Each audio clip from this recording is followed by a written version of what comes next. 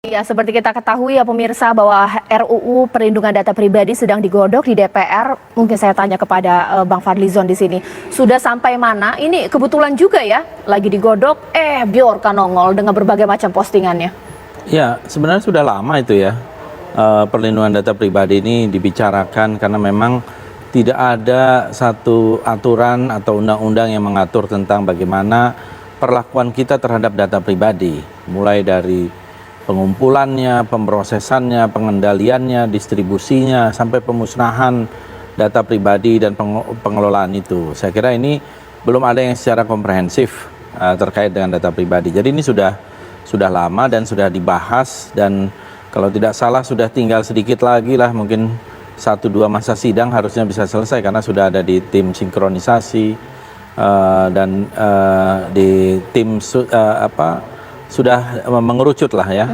Dan saya kira tinggal satu langkah lagi terakhir gitu mungkin bisa menyelesaikan RUU ini. Tetapi kan RUU ini walaupun sudah menjadi undang-undang, ini agak berbeda kasusnya dengan apa yang terjadi pada Bjorka ini gitu ya. Jadi ini lebih kepada masalah IT security. Memang ada proses pencegahan dan perlakuan terhadap data pribadi di dalamnya. Tetapi kalau kita lihat, ya saya bukan ahli IT, tapi seharusnya kan seperti negara-negara tertentu begitu kuat mereka mempertahankan ya. Seperti tadi Cina atau bank-bank swasta saja bisa kita lihat kuat sekali gitu security-nya, IT security-nya, sehingga tidak mudah untuk dibobol, walaupun ada juga mungkin 1-2 kasus ya. Tetapi bagaimana yang terkait dengan data publik yang begitu banyak? Pernah ada, bukan hanya yang sekarang dalam kasus Bjorka, kan juga sebelumnya juga sempat terjadi ya, sejumlah data yang dikumpulkan, apakah itu kalau tidak salah data BPJS kah atau IKTP dan lain-lain, itu semuanya kok begitu mudah sekali.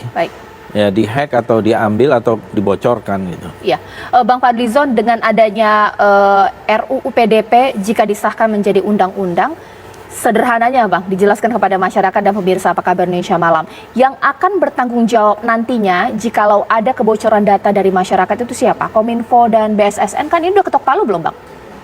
Belum ya. Belum. Nanti kan kita bisa lihat bukan hanya menyangkut masalah itu, aturan-aturannya itu. Saya kira ada yang institusi yang mengelola data tersebut pasti punya tanggung jawab ya secara umum ya. Begitu juga dengan institusi-institusi lainnya. Nah, tetapi institusi negara yang saya kira yang tentu kita awasi ya, kalau dari Komisi 1 ya, bagaimana institusi seperti Kominfo, BSSN melakukan tugas-tugasnya. Tetapi kalau pengumpulan data itu dikumpulkan oleh swasta, memang institusi tersebut yang juga kena harus diatur di dalam prosesnya ketika dia memproses, mengendalikan dan mengelola data tersebut gitu. Apa sanksinya Bang? Sanksinya macam-macam saya kira. Di dalam RUU itu kan ada sanksi pidana, ada denda yang jumlahnya cukup besar dan seterusnya. Jadi tidak mudah. Karena data ini kan ada data yang sifatnya umum, data yang sifatnya spesifik gitu ya. Nah, yang spesifik ini bisa mudah juga disalahgunakan gitu untuk berbagai kepentingan ya macam-macam kepentingan lah yang saya kira bisa orang menyalahgunakannya. Oke, Abah, sekiranya dengan adanya RUU ini kita harapkan cepat menjadi undang-undang, akan benar-benar bisa menekan peretasan terjadi di Indonesia. Karena kalau lihat negara lain juga punya undang-undang yang mirip seperti ini, tapi ada juga hackernya. Bagaimana Abah? Undang-undang undang-undang itu melindungi apa untuk urusan digitalnya apa dari model kertas. Dari model orang register itu kertas dulu. Kertas kemudian menjadi digital. Yang kertas ini bisa didigitalkan oleh pihak lain. Nah, itu aja tidak diatur yang ke sana. Dia hanya mengelola bagaimana saat itu sudah menjadi digital, bagaimana pertanggungjawabannya. Dan pertanggungjawaban di sini adalah bagaimana si pengendali datanya. Nah, kalau ini diharapkan bagi masyarakatnya yang harus untuk nanti merasa dilindungi, bagi saya saya memang pesimis. Karena undang-undang ini hanya melindungi mereka-mereka yang orang-orang penting, yang pejabat-pejabat dan orang-orang pentingnya, karena data pribadinya yang nanti bisa disalahgunakan. Sedangkan masyarakat untuk mengurus ini tidak hanya berdasarkan kertas undang-undang bisa ngajukan, lewat pengacaranya, lewat pembuktiannya, mesti masuk ke servernya dari orang yang mau dituntut dan kemudian mesti melakukan pembuktian, langkahnya panjang, Repot. akhirnya tidak akan kesentuh. Nah, Kominfo saja kalau mengalami kasus yang kayak gini, yang tadi disebut dari dulu udah banyak kejadian kan yang namanya data yang kayak gini, itu selalu Kominfo menyatakan bahwa akan diusut. Belum pernah ada pernyataan Kominfo sudah diusut dan sudah terbukti, sanksi nggak pernah ada. Dari dulu loh, banyak sekali kasus-kasus yang sering saya tangani dan kemudian diungkapkan. Pembicaraan dari Kominfo selalu Kominfo dikomunikasikan seperti itu.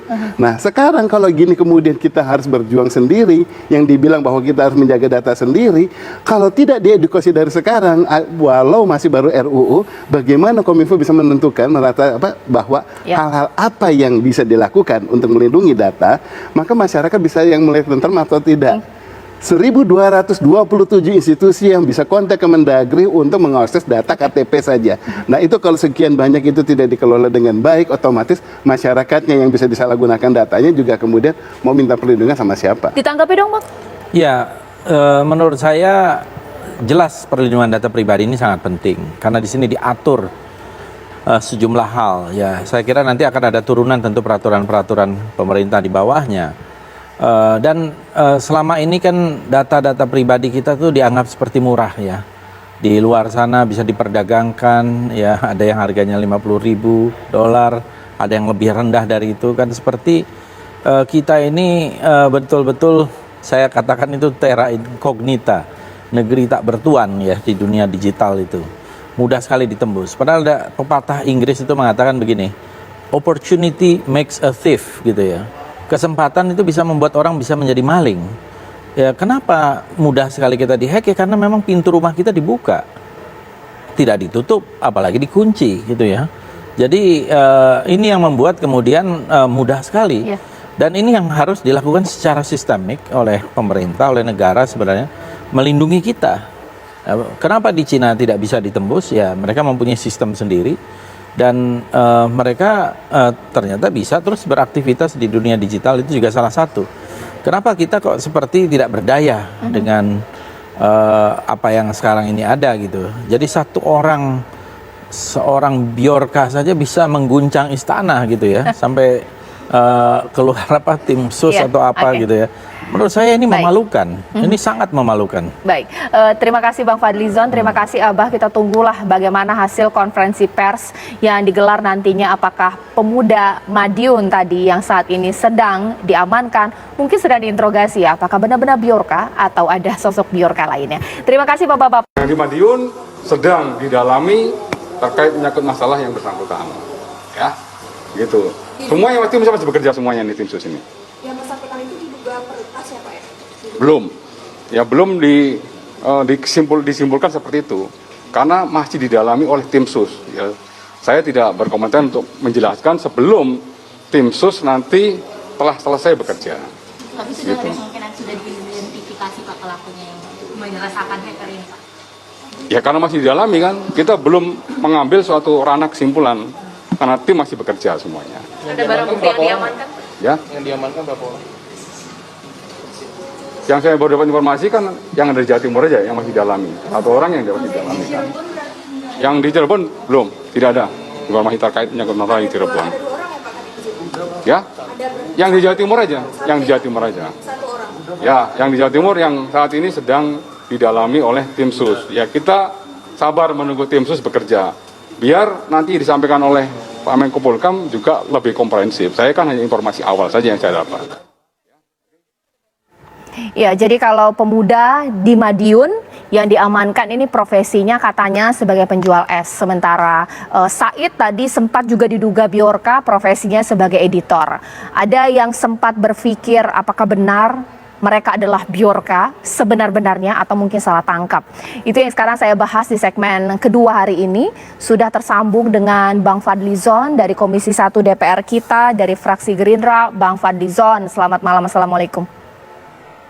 Selamat malam, Waalaikumsalam warahmatullahi wabarakatuh, Mbak. Bang Fadlizon, boleh dong dikomentari sebelumnya ada kebocoran data, Bjorka beraksi dengan postingan dan doxingnya. Hari ini kabarnya sudah ditangkap pemuda diduga Bjorka, asal Madiun, profesinya tukang es. Bagaimana Bang Fadlizon menanggapinya? Ini menambah, saya kira, satu drama yang membuat kita dipermalukan gitu ya di dunia maya kita ini. Ini kan kita sudah melakukan transformasi digital sudah cukup panjang, sudah cukup lama, tetapi tidak pernah memikirkan IT security gitu ya. Dan penangkapan ini justru membuat dunia maya kita itu semakin menjadi bahan olok-olokan gitu.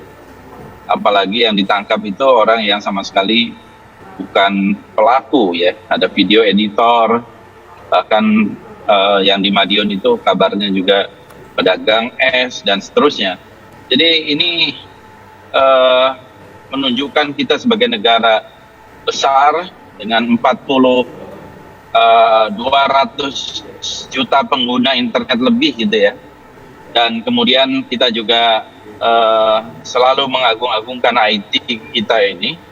Kita tidak mampu menjaga masalah data, masalah proteksi terhadap data institusi maupun pribadi-pribadi. Dan satu orang Bjorka ini bisa memporak-porandakan gitu ya. Dan bagaimana kalau ternyata banyak lagi Bjorka yang lain. Jadi menurut saya harusnya ini jadi satu bahan introspeksi yang sangat serius terhadap pengamanan cyber kita. Karena ini mungkin bisa disebut cybercrime atau cyber war atau cyber macam-macam gitu ya. Oke. Tetapi jelas ini saya mengatakan ini seperti Bang kita Fadlizon. ini negara tidak bertuan gitu. Bang Fadlizon. Dalam hal ini ya. Kalau kesimpulan atau analisis sementara Bang Fadlizon, pemuda di Madiun yang diamankan sekarang, ini beneran Bjorka atau enggak? Mengingat Polri kan punya divisi cybercrime yang mantep punya, ahli IT-nya juga luar biasa, alatnya canggih-canggih, masa salah tangkap? Ya nyatanya yang namanya akun Bjorkanya itu masih aktif ya. Dan kalau yang bersangkutan itu sudah diperiksa, ditahan atau sedang didalami gitu, kenapa akunnya masih berjalan? Itu saja logikanya. Oke, menarik. Ditahan dulu Bang Fadlizon. Pertanyaan itulah yang akan saya tanyakan kepada Abah. Abah, kalau analisis sementara Abah, yang ditangkap di Madiun ini beneran Bjorka tidak? Karena ada kecurigaan, nggak mungkin lah Bjorka. Profesinya mungkin dikatakan sangat jauh dengan orang yang punya kemampuan IT. Apalagi masih beraktivitas nih Bjorka setelah ditangkap pemuda Madiun. Kita ngelihatnya bahwa kalau untuk mendapatkan laba-laba nggak harus kepala laba-labanya. Oke. Ya, kita bisa dari jaring laba-labanya, bisa dari kaki laba-labanya atau anak laba-labanya atau siapapun. Nah, mungkin kan saya bukan timnya yang lagi dilibatkan. Kita menganalisis Tapi sekarang kita menganalisis. Kalau sekarang mengarahnya ke situ, ada suatu pembuktian, ada suatu alur transaksi yang mengarah kepada titik ini dulu ya. Belum tentu ini yang menjadi pelaku, tetapi dari sini nanti dikembangkan. Yang namanya transaksi sosial media pun kita bisa kelihatan nanti seseorang ini dia berkomunikasi dengan siapa saja dan kemudian dia dari selularnya juga berkomunikasi sama siapa saja ya. Jadi baik internet maupun selular. Dari situ bisa dikembangkan. Setelah dikembangkan nanti akhirnya ketahuan dirunut lagi gitu loh. Sampai kemudian tetapi kalau untuk seseorang yang bertransaksi kemudian melakukan aktivitas seperti misalnya memiliki data yang dienkripsi sebanyak 18 GB yang kalau dibuka 87 GB itu apakah seorang yang saat ini dan kemudian di Madiun itu ataukah kemudian dari pihak yang lain itu dari yang saya bilang bukti transmisinya yang harus kelihatan dulu tanpa itu sih nggak usah menduduk-duduk kejauhan situ gitu. Bang Fadlizon ditanggapi juga dong analisis dari Abah di sini.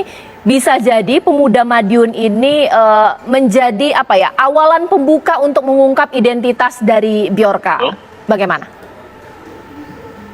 Maaf, bisa diulang Mbak? Ya, Bang Fadlizon, bagaimana jika ada kemungkinan ketika Polri mengamankan pemuda Madiun, ini menjadi awal untuk menangkap Bjorka yang sebenarnya, begitu? Ya, saya kira itu kan satu hal yang memang harusnya menjadi protap ya. Tetapi kan sudah ada yang mengatakan bahwa pelaku namanya sudah dikantongi dan seterusnya gitu ya. Artinya memang sudah ada yang yakin gitu. Dan kalau misalnya dalam tahap awal nggak usah diumbar-umbar dulu. Terus telusuri aja dulu. Kemudian nggak usah dipublikasi, nanti malu sendiri gitu kalau bukan. Jadi lebih bagus kalau misalnya penanganan seperti itu memang didalami, ditelusuri sampai betul-betul nanti ketemu baru diumumkan. Jangan sebuah proses yang masih mentah, data-data yang mentah, kemudian ini diumbar ke publik ternyata salah, kan itu namanya memalukan diri sendiri gitu ya. Oke. Jadi menurut saya prosedurnya seperti apa di dalam proses ini? Menurut saya harusnya dengan segala macam kemampuan tim yang begitu banyak kita, kalau tidak bisa menghandle ini ya untuk apa begitu banyak biaya untuk IT security kita yang luar biasa. Ya, Abah, sebenarnya untuk menangkap seorang hacker, mentelusuri lewat dark tracker atau apapun itu, sulit nggak sih? Karena memang hacker-hacker ini canggih-canggih, sampai situs FBI bisa dibobol juga gitu. Bahkan juga situs-situs penting lainnya di dunia. Bagaimana, Abah? Hackernya bukan Bjorka, Oke. dia tinggal bikin transaksi aja. Ya kan, gini saya pakai logikanya sekarang 1,3 miliar data yang dia bilang bobol, ya itu kalau terdiri dari sekarang data seluler kita cuma 330 juta. Kalau dia mengembangkan 1,3 miliar gitu kan, ini dari 330 juta sampai berkembang 1,3 miliar dari mana? Dan kalau dia memang mempunyai itu, datanya pasti harus gede. Dan kemudian itu sudah kelihatan ya, tadi saya bilang transaksional. Ini bisa saja dia membeli data kemudian menjual kembali secara bombastis. Dalam arti apa? Dia mempunyai promosi kemana-mana. Bjorkanya, di Bjorka kok dengar omongan saya ya. Dia berpromosi bahwa dia memberikan contoh. Ini kayak kalau kita dagang gado-gado atau penjualan apa, kan dikasih contohnya dikit dulu bahwa ini kasih lihat benar nggak, ini udah valid, berarti yang lainnya valid. Diperiksa sama pakar-pakar di sini lah, ada beberapa yang memeriksa, iya datanya valid. Iya, karena data contoh yang cuma beberapa ratus. Bukan berarti beberapa ratus valid kemudian 300 jutanya ini juga valid. Enggak lah. Menurut Abah, Bjorka ini hacker nggak sih? Atau Enggak. mungkin orang yang hanya bertransaksi data Enggak. ilegal? Bukan dia hacker. yang hackernya. Dia menerima data dari yang lain. Nanti kasusnya sama kayak Julian Assange, kalau ingat WikiLeaks. Iya. Ya kan, di tahun berapa? 2012 itu kejadiannya. Dan kemudian dia itu ternyata hubungannya ada banyak dengan banyak pihak. Ya ini bisa saja yang dia ungkap, ini kan belum data-data intelijen. Oke. Baru hanya data transaksi yang bisa hanya data mungkin orang untuk isi ulang. Karena nggak ada data nama, NIK, nomor KTP, NIK kemudian nomor ponsel dan tanggal. Itu bukan data pribadi, nggak ada identitasnya, nggak ada nama dan lain sebagainya Ya. gitu.